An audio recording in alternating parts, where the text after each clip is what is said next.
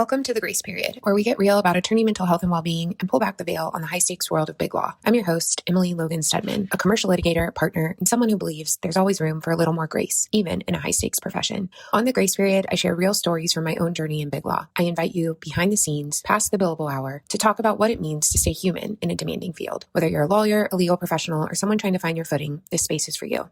Let's pull back the curtain, start the conversation, and find our grace period together. Disclaimer, the views and opinions shared on this podcast are mine alone and do not necessarily reflect those of my firm or any organization. This podcast is for informational and entertainment purposes only. It is not legal advice, and listening does not create an attorney-client relationship. Welcome to episode 69 of The Grace Period. Today, I want to continue talking about the path to partnership. And before I dive into my last bit of advice on making sure you're on the path to partnership, I want to talk about what my friend Jennifer Gilman calls the happy rainmaker.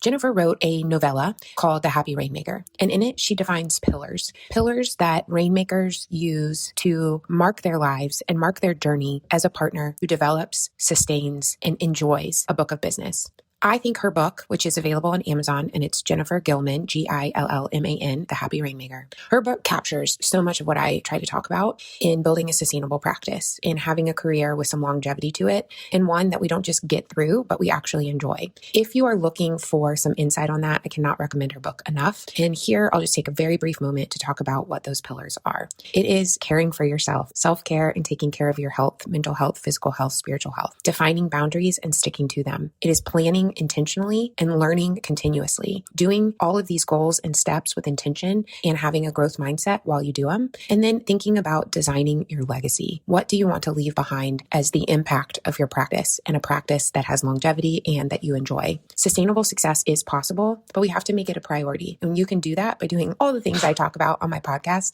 or by finding Jen's book and reading about the 6 pillars of a happy rainmaker. Now, in addition to those 6 pillars, what do you need to do to make partner and ensure that you're on the path to partnership if that's what you want? Well, you must know what your firm expects. This will be opaque and vague at some firms, and it'll be as clear as glass at other firms. Your firm might spell it out for you. Your firm might not tell you. So ask a mentor, ask a senior associate who's almost there. You must know what you need to do to make partner, and you need to start building towards those expectations early, about 3 to 4 years out from making partner, or while you're a senior associate. If you're already in those windows, you need to start doing that, what your firm expects now. So at my firm, associates are expected to hit 1,900 billable hours and 150 investment hours. That's 2,150 hours all in. Partners are expected to track 2,400 hours. So the year or 2 or 3 before making partner, I started hitting 2,400 hours all in, billable and investment time. Why? To show my firm that I was already thinking like a partner and already acting like a partner. I wasn't scared of the commitment. I knew what it was, and I was already doing it.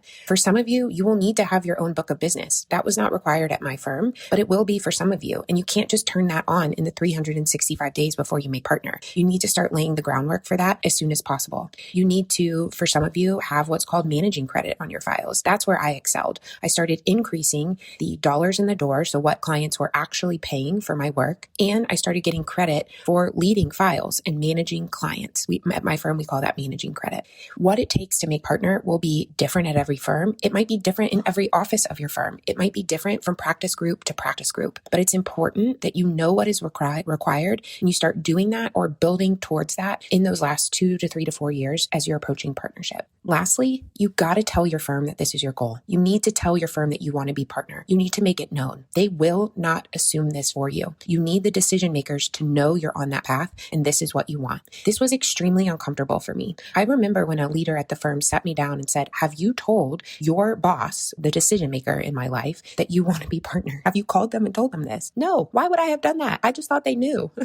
And so because she advised me to do that, I set out to do it. And it was so uncomfortable for me. But knowing that I was on the list of people who they knew wanted to be partner, and learning that I was on the list of people that the firm thought could be partner, gave me the confidence I needed to ride out that last year of senior associateship as if I was going to make partner. So tell your firm, make it known, advocate for yourself, and find the decision makers who can in turn advocate for you. And that might result in some tough conversations like, it's a year too soon, or you need to wait. wait, or you need to do X, Y, and Z before we'll put you up. But those conversations are powerful and they help you know that you're on the right track, what you need to do to be on the right track, or if you need to make a jump to another firm. So don't be afraid of those conversations. I promise you, as scary as they feel and as uncomfortable as some of you will be to have those conversations, they are always worth it.